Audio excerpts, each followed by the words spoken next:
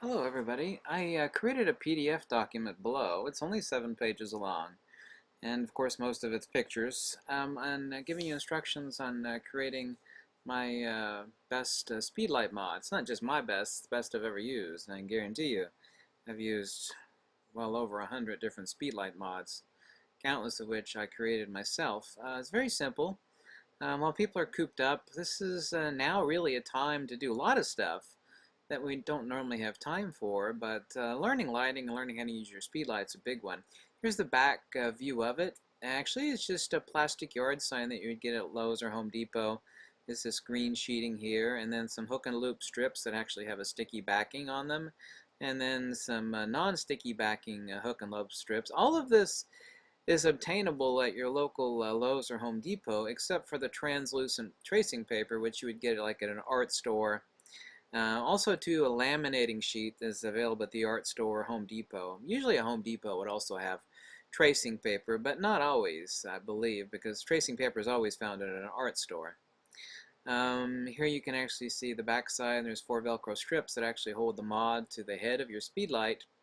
Here's the front side view. It doesn't weigh anything. It collapses completely flat. It's undeniably, I have always told people some of really the most horrific lighting you could imagine is doing portraiture and sticking the speed light directly on your camera. Angle of incidence equals angle of reflection, but this is one time with this mod that you can actually create very lovely lighting. Take my word for it. Or don't take my word for it. It'll only take you a very short period of time to make this, but all my speedlight mods work exactly as described, and this is the best Speedlight mod that I've ever invented. I had a flash of lightning in my head one day. Obviously, a beauty dish is not new, but making a beauty dish this way is.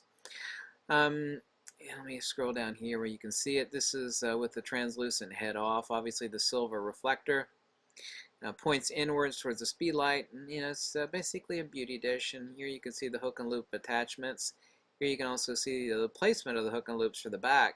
And important note is the oddball shape. Since it folds into a cone, the oddball shape here you see in the center doesn't look like a rectangle, which is the geometry of the head of your speedlight. But once you actually fold it together, hook and loop it together, basically, then it does form a rectangle in the central portion here. And these Velcro strips or hook and loops on the periphery are for attaching the mod to the speedlight head.